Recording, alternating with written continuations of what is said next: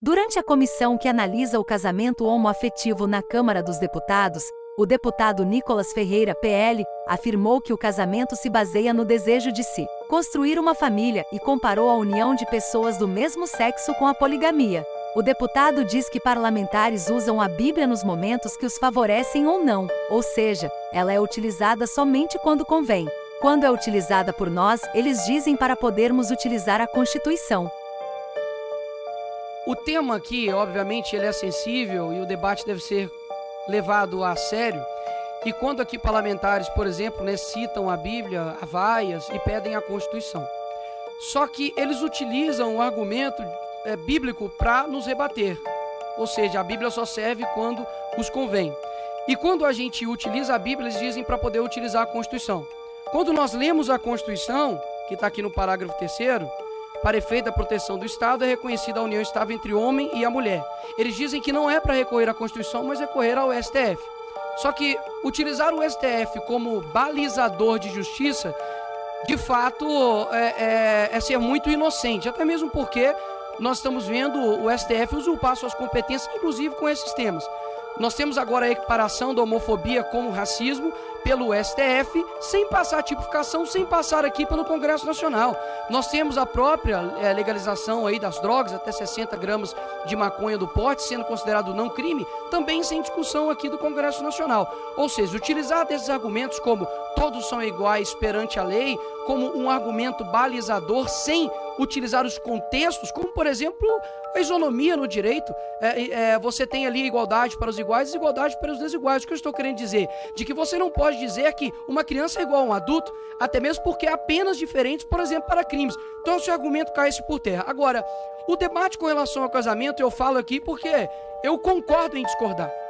Eu não acredito que uma sociedade saudável seja aquela que todos concordem com a mesma coisa. Eu acredito que nós temos que debater. Então eu vou falar e talvez para algumas pessoas que têm um entendimento diferente possam se convencer talvez do contrário.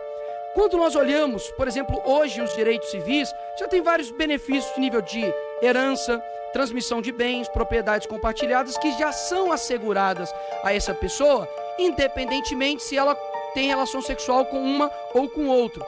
Utilizar-se do argumento de que ser contrário ao casamento homoafetivo seria ser uma discriminação, é o mesmo que uma pessoa que defende a poligamia dizer que está sendo discriminado porque não dou o direito para ela a tal. E ainda assim a poligamia não é simplesmente juntar ali várias mulheres e fazer o que quiser, são casamentos separados. O que eu estou querendo dizer? De que o casamento, até mesmo pelo direito civil, é uma união entre constituir uma família, um desejo de construir uma família. E qual o sentido do casamento?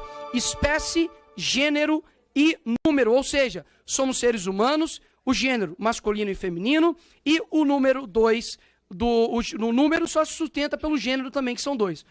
Esse discurso aqui, esse debate, ele não diz respeito a simplesmente uma vontade de... Diz a respeito... Mais tempo... Eu estou falando pela liderança, senhor presidente, por gentileza. É só contar ali, vai passar. Tem representação? O que eu estou... Tem delegação da liderança? Pela Tem ordem, delegação da presidente. liderança? Vossa Excelência disse que estava usando eu vou concluir. Então. a lista... Eu concluo, deputado. Não preocupa não, depois eu falo. Deputado, para concluir, Tem porque delegação não tem da delegação liderança? aqui Para concluir, ainda. isso. Para concluir, senhor presidente, é uma discussão aqui com relação à estrutura da realidade. Independentemente do que vocês possam dizer, a realidade ela é uma só e a realidade não muda porque o interlocutor quer algo que você impõe. Isso daqui gera consequências na nossa sociedade. A Grécia Antiga, como o pastor disse, também existia tudo isso. Mas ainda assim o casamento é um só. Quando você pede para o quadrado, para ele ter somente 3 lados, ele deixa de ser um quadrado. Então tomem cuidado para que vocês não tentem tornar e mudar a realidade. É isso que eu tenho para dizer, senhor presidente. Obrigado.